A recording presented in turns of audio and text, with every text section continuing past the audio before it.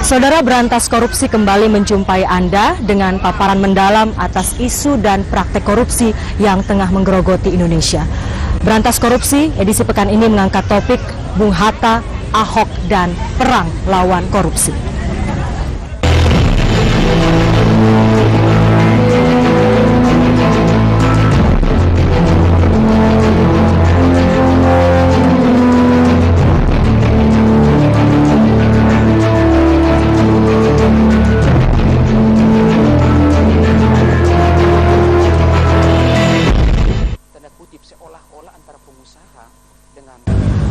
Pejabat bersih dan anti korupsi barangkali memang langka di negeri ini. Di tengah gelombang pejabat pemerintah korup, Basuki Cahayapurnama atau Ahok adalah segelintir dari pejabat bersih yang langka itu. Ahok yang pada 2006 dinobatkan sebagai 10 tokoh yang mengubah Indonesia adalah satu dari sedikit pejabat yang tidak doyan suap. Diakui sebagai figur pejabat yang transparan dan bersih sejak di daerah hingga di gelanggang politik nasional, pantaslah jika Bung Hatta Award dianugerahkan kepada Ahok.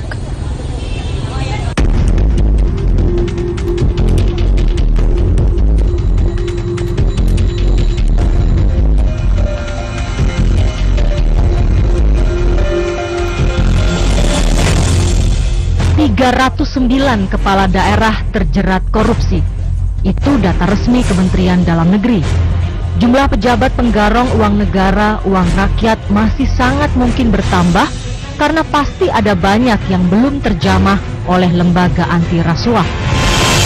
Kepala daerah yang baru masuk daftar panjang pejabat korup adalah Bupati Gunung Mas, Kalimantan Tengah, Hamid Bintih. Pak Bupati tertangkap tangan oleh Komisi Pemberantasan Korupsi karena menyuap Ketua Mahkamah Konstitusi nonaktif Akil Mokhtar. Seperti hasil penelitian Pusat Pelaporan Analisis dan Transaksi Keuangan PPATK, para pejabat korup itu hanya menunggu giliran untuk diciduk penegak hukum. Sebegitu parahnya mental dan perilaku korup para kepala daerah, sampai-sampai anggota Dewan Perwakilan Daerah Laude Ida pernah melontarkan penilaian miring. Hampir semua kepala daerah korupsi. Alih-alih melayani rakyat, para oknum kepala daerah korup yang jumlahnya sangat banyak itu sibuk mengumpulkan uang untuk menutupi pengeluarannya yang begitu besar hingga bisa terpilih. Indonesia Corruption Watch (ICW) menyodorkan data tak kalah ironis. Sejumlah kepala daerah dan wakil kepala daerah yang sudah berstatus tersangka tetap dilantik. Namun di tengah kelangkaan pejabat bersih karena tenggelam oleh maraknya para kepala daerah korup, masih ada sosok seperti Basuki Cahayapurnama alias Ahok. Wajar jika kemudian Bung Hatta Anti Corruption Award 2013 dianugerahkan kepada sosok yang dikenal anti korupsi sejak masih menjadi Bupati Belitung, anggota DPR, hingga Wakil Gubernur DKI Jakarta saat ini. Ahok adalah segelintir dari pejabat yang transparan soal penghasilan, tidak doyan suap, dan anti gratifikasi. Ahok hingga saat ini masih bisa memegang kepercayaan yang dititipkan rakyat yang memilihnya sebagai pemimpin. Dengan lantang, Ahok menyebut pemimpin itu orang yang berani mati untuk kepentingan rakyat, seperti para pemimpin revolusi dulu karena mereka berani mati. Saya tidak akan mengatakan karakter saya seperti apa, tapi saya akan menunjukkan bahwa saya hanya taat pada konstitusi, bukan konstituen. Kalaupun saya harus mati, saya siap untuk konstitusi. Kalau masih hidup, kita buatlah untuk menolong rakyat. Toh, semua orang akan mati. Kematian tidak sia-sia jika demi membela rakyat. Banyak orang kaya di dunia ini, tapi waktu mereka mati, siapa yang mengingat? Banyak juga orang miskin yang mati dan sudah pasti tak akan ada yang peduli, apalagi mengingatnya. Jika saya mati sekarang, setidaknya orang sudah pernah tahu yang saya perjuangkan. Pejabat anti korupsi semestinya tidak perlu dapat penghargaan, karena pejabat memang disumpah untuk tidak korupsi. Berantas korupsi akan kembali sesaat lagi.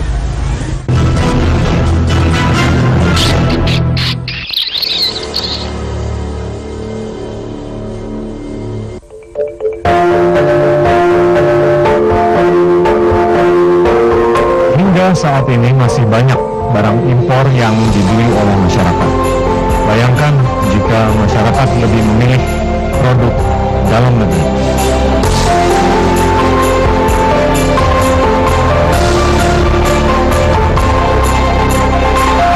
Ini menghemat pengeluaran kita dan mendorong perkembangan industri dalam negeri.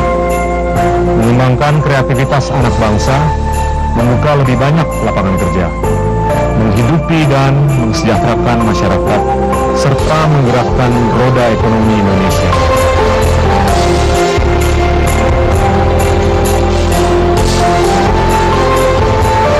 Kalau kita mencintai Indonesia, cintai produk Indonesia.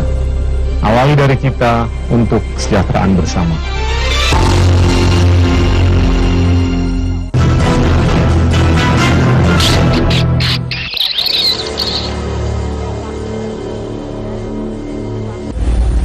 Tidak takut mati, tidak silau oleh kemilau harta adalah tantangan bagi pemimpin sejati yang anti korupsi.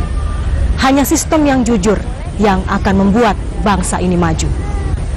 Di ibu kota negara Jakarta yang tingkat korupsinya relatif tinggi, Ahok berani membuat terobosan sistem yang sedemikian transparan hingga menutup banyak celah aksi kotor kong kali kong. Pejabat anti korupsi itu kewajiban, bukan untuk mengais pujian, membangun pencitraan, apalagi mendapat penghargaan. Basuki Cahayapurnama atau Ahok pun sadar benar bahwa kejujuran adalah sesuatu yang langka di kalangan pejabat. Padahal kejujuranlah yang bisa membuat bangsa ini maju. Sosok Bung Hatta yang jujur dan amat bersahaja saat menjadi petinggi di negeri ini sungguh menginspirasi. Siapa lagi pejabat tinggi di negeri ini yang begitu jujur dan bersihnya menjaga diri, hingga sepasang sepatu impian pun tak terbeli hingga mati?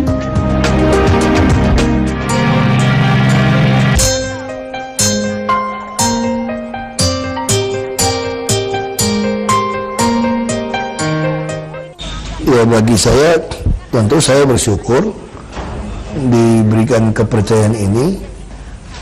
Yang paling berarti buat saya itu membuktikan obsesi saya kepada masyarakat yang punya stigma bahwa tidak ada pejabat yang jujur, yang berani membuktikan hartanya dari mana. Itu ada gitu, yang mau melayani. Nah, selama ini paling krisis, paling masalah kan di kita tuh kepercayaan rakyat kepada pejabat publik itu hilang. Nah, walaupun bagi saya, kalau mau lebih dalam lagi, pejabat itu tidak perlu ada penghargaan sebetulnya.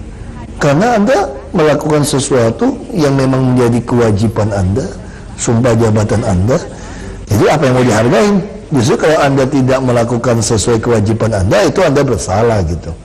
Nah, tapi kenapa ini berharga? Kenapa Bung Hatta kita perlukan? Ya kan namanya juga pakai Bung Hatta kan. Contoh, bayangin ada pejabat yang pengen beli sepatu yang digunting, ditaruh di kotak gitu loh. Cuma sebagai obsesi seperti itu, listrik nggak bisa bayar. Mana ada pejabat Republik yang bisa jadi model seperti itu ya. Walaupun dia ngomongnya tentu nggak meledak-meledak, nggak berapi-api seperti saya gitu ya. Dia lebih halus, lebih baik beliau.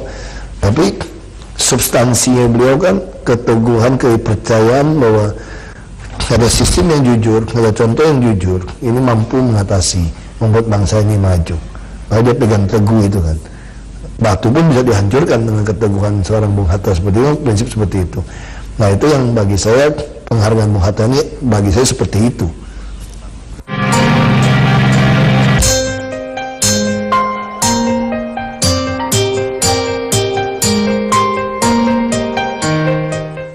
Tantangannya bukan tantangan di luar, tantangan di kita sendiri.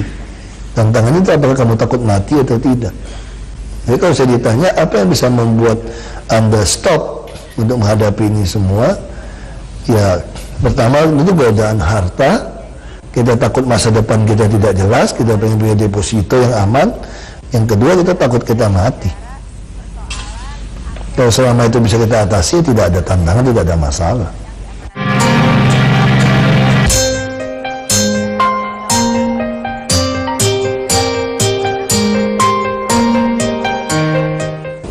Ya, kalau ketika kita memperjuangkan sesuatu dengan segala harga harus kita bayar.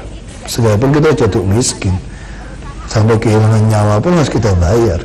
Karena kita yakin tanpa ada kepala yang lurus, tentu bawah tidak berani, tidak lurus tadi kan.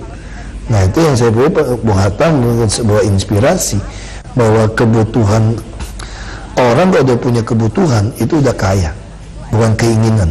Bung Hatta punya keinginan pengen beli sepatu yang bagus, sampai mesti gunting iklan di koran, dia taruh di kardus. Ini satu menginspirasi saya bahwa Anda bisa kaya asal Anda sudah punya yang Anda butuhkan, bukan yang Anda inginkan.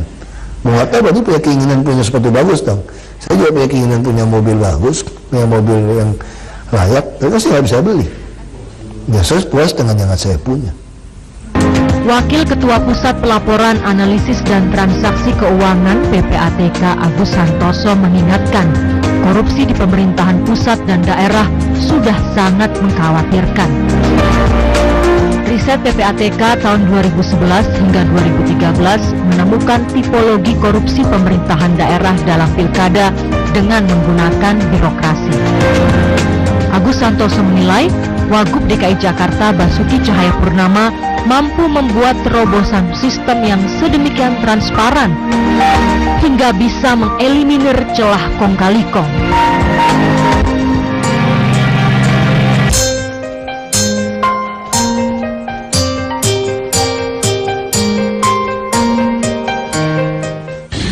Saya pernah ketemu Pak Basuki Cahayapurnama. Saya pernah ke kantornya. Saya cukup kagum dengan bagaimana beliau menyelenggarakan administrasi perkantoran dalam pengertian memanage ruang kerjanya. Saya cukup kaget juga pertama kali masuk ke ruang kerja beliau. Ternyata beliau di dalam ruangan itu tidak bekerja sendirian, tetapi beliau juga bekerja dengan staf khususnya, dengan sekretarisnya ada di dalam ruangan yang sama. Lalu yang lebih membuat saya kagum atau berupa terobosan adalah beliau membuka pintu dan para wartawan, teman-teman wartawan itu duduk di depan pintu. Dengan cara itu, kemungkinan untuk adanya kong kali kong, kemungkinan adanya KKN itu menjadi bisa dieliminir, karena akan sangat sulit bagi saya pun pada waktu itu. Begitu saya mau masuk ke ruang kerja beliau, wartawan sudah bertanya ada apa. Saya datang ke kantor beliau, begitu keluar tentu apalagi sudah disorot puluhan media massa menanyakan apa yang dibicarakan antara kami berdua.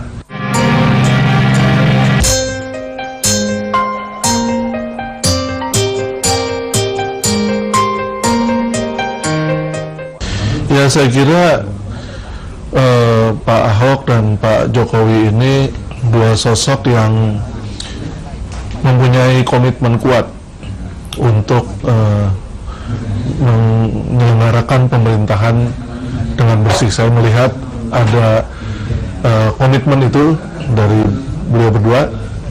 Juga Pak Basuki ini saya lihat selalu berusaha keras untuk menyelenggarakan anggaran yang tidak berlebih, anggaran yang efektif. Beliau concern kepada proses penganggaran. Beliau juga concern kepada memantau realisasi dan implementasi anggaran. Saya kira itu sudah menunjukkan bahwa beliau memang concern kepada anti korupsi dan pencucian uang.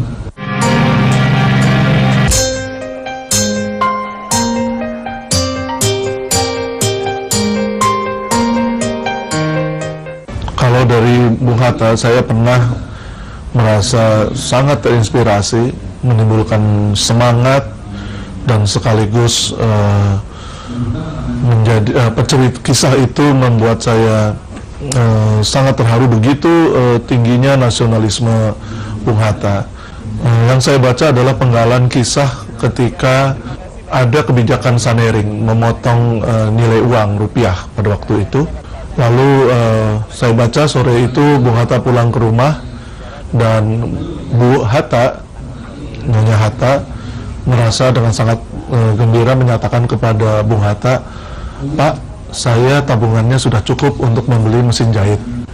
Besok temenin saya ya Pak, kita ke toko membeli mesin jahit." Padahal Bung Hatta tahu persis nanti malam jam 12 malam kebijakan Sanering itu akan diberlakukan, dan kalau tidak beli pada jam itu juga atau dibelinya besok, pasti uang itu akan menjadi tidak cukup karena uang itu dipotong menjadi tinggal 50% nilainya. Tetapi Bung Hatta tidak memberitahukan kebijakan itu, dan esok paginya Nyonya Hatta menangis karena uangnya tidak cukup lagi untuk membeli mesin jahit, dan berkata, "Kenapa Bapak tidak bilang sehingga kita bisa beli mesin jahit?" Lalu Bung Hatta mengatakan bahwa saya sebagai pengambil kebijakan, sebagai pejabat, tidak boleh memberitahukan rahasia negara, itu sudah keputusan. Nah, kisah seperti itu tentu sangat menyentuh dan bisa menjadi contoh teladan bagi kita generasi yang meneruskan pembangunan Indonesia. Komisi Pemberantasan Korupsi mengapresiasi Bung Hatta Anti-Corruption Award untuk memperkuat barisan perang melawan korupsi.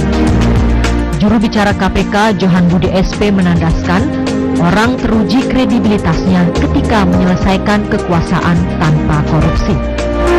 Integritas dan idealisme bukan untuk dibicarakan, tetapi untuk dilakukan. Seorang pahlawan sejati baru bisa dinilai ketika mati. Sosok pemimpin seperti Bung Hatta adalah pahlawan rakyat sesungguhnya yang selalu dirindukan bangsa ini.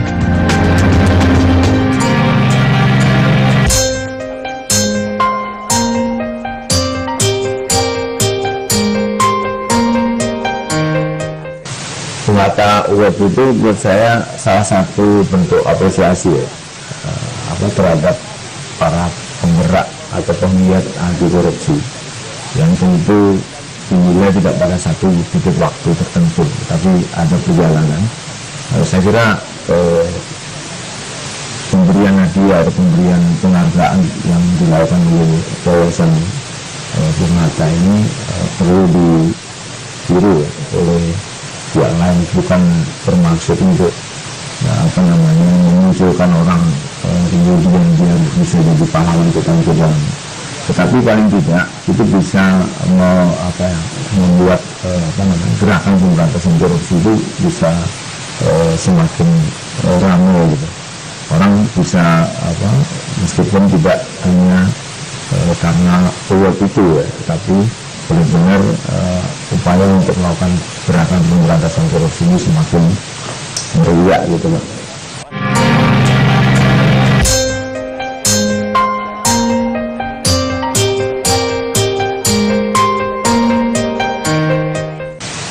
Nah, bagi kami mengukur seseorang itu anti korupsi atau tidak itu tidak bisa pada satu titik waktu, kan belum teruji.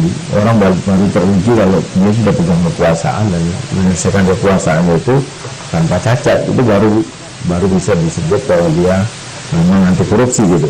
Kan tidak bisa misalnya di tengah-tengah kemudian kita sudah mengklaim bahwa orang ini anti korupsi, karena idealisme integritas itu tidak diomongin, tidak dibicarakan, tidak didiskusikan, tetapi itu dipraktekkan. Jadi saya idealis gitu misalnya, tidak bisa seorang idealis itu ngomong gitu, diomongin, tapi dia harus bertindak atau secara konkret melakukan hal-hal yang yang ada di dalam definisi bahwa dia orang yang berintegritas. Mungkin Bung Hatta Award ini, Yayasan Bung Hatta punya kriteria dan tentu sudah diamati sejak lama ya, kemudian disimpulkan bahwa sosok Ahok ini layak diberi Bung Hatta Mata Uat gitu misalnya. Tapi saya selaku di KPK, saya tidak tahu ukurannya apa seorang itu diberi Mata Uat.